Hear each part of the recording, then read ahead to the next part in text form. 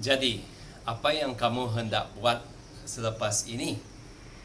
Itu yang saya cuba jawab dalam siri ajaran video yang sedang saya buat ini.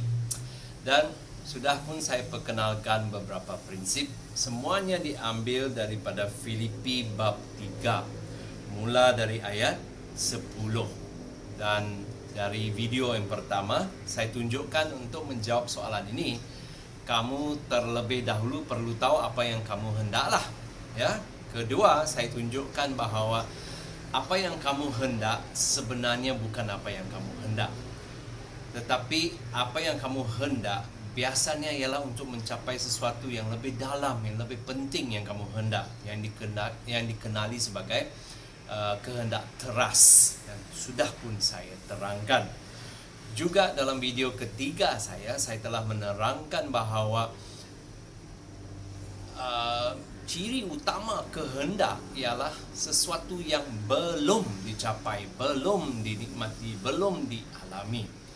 Dan soalan yang penting ialah, kalau itu ialah kehendak kamu dan kamu belum mencapainya, apa yang perlu dilakukan? Apakah respon yang terbaik? Dan respon yang terbaik yang menurut firman Tuhan ini ialah kamu mesti berusaha sungguh-sungguh untuk mendapatkan apa yang kamu hendak.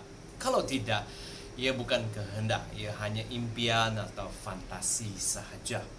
Untuk video ini pula, mari kita teruskan bacaan dan cuba lihat apa lagi yang boleh dipelajari yang disebut oleh Paulus yang boleh kita pakai untuk menjawab soalan. Jadi, apa yang kamu hendak lakukan selepas ini? Ya, kita akan ke ayat 13.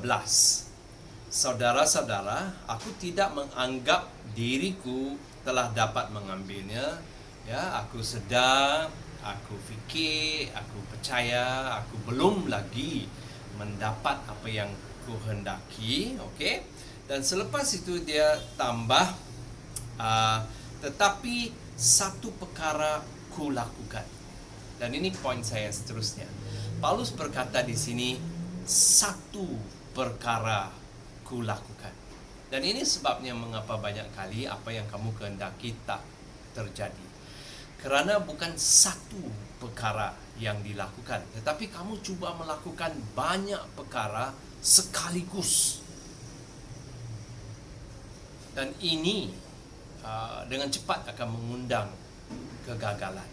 Jadi poin saya seterusnya ialah, kalau kamu hendak sesuatu, soalan yang perlu ditanya ialah, apakah satu perkara, satu hal yang mesti saya lakukan, yang boleh saya lakukan sekarang, hari ini, untuk membantu saya lebih dekat mencapai kehendak saya, untuk membantu saya satu langkah ke depan dalam mencapai kehendak saya. Satu, ya. Jadi mungkin ada di antara kamu di sini berkata, saya mau lanjutkan pelajaran. Okey, bagus. So, soalan saya, apakah satu perkara yang kamu boleh lakukan hari ini untuk menganjak diri kamu lebih dekat kepada kehendak melanjutkan pelajaran? Ada di antara kamu di sini berkata, saya mau kahwin, saya mau cari suami atau istri, atau cari lelaki atau perempuan yang sesuai untuk jadi suami atau istri saya. Okay, good. So, soalan saya, apakah satu perkara yang boleh kamu lakukan hari ini yang akan membantu kamu lebih dekat mencapai impian kamu, lebih dekat untuk berjumpa dengan seorang yang mungkin sesuai sebagai suami atau istri? So, poin yang pertama yang perlu ditanya ialah, apakah satu perkara yang boleh, yang baik, yang mesti saya lakukan hari ini untuk menganjak diri saya lebih dekat kepada impian saya? Dalam menjawab soalan ini juga, kamu akan sedar bahawa kalau satu perkara, sesudah itu ada perkara kedua. Tetapi pastikan sebelum kamu melakukan perkara kedua, perkara yang pertama, yang satu yang harus kamu lakukan hari ini, yang satu yang mesti kamu capai hari ini, yang satu yang mesti dicari, dibeli, dibaca hari ini, dilakukan terlebih dahulu. Dan jangan buat tugasan yang banyak-banyak, yang besar-besar. Soalannya ialah, apakah satu perkara yang boleh kulakukan untuk mencapai impian saya, untuk buat apa yang saya hendak, untuk capai apa yang saya hendak hari ini. Okey, itu ialah poin yang pertama. Selepas itu, dia bukan hanya berkata, tetapi satu perkara kulakukan. Dia sambung dengan memberitahu kita satu perkara yang Paulus lakukan. Dan sebenarnya dalam satu perkara yang dia lakukan ini, dia sebenarnya beritahu dua perkara yang dia lakukan. Apakah dia? Yang pertama, melupakan segala yang di belakang dan cuba mendapatkan segala yang di hadapan. Saya suka frasa dia. Dia melupakan segala yang di belakang, tapi dia cuba mendapatkan. Dia tak 100% pasti, tetapi walaupun begitu, dia berusaha untuk dapatkan segala yang ada di hadapan, untuk melakukan segala yang ada di hadapan, untuk mencapai segala yang ada di hadapan. Dan di hadapan kamu dan di hadapan saya ada banyak perkara yang kita harus cuba dapatkan, harus cuba baca, harus cuba jumpa, harus cuba.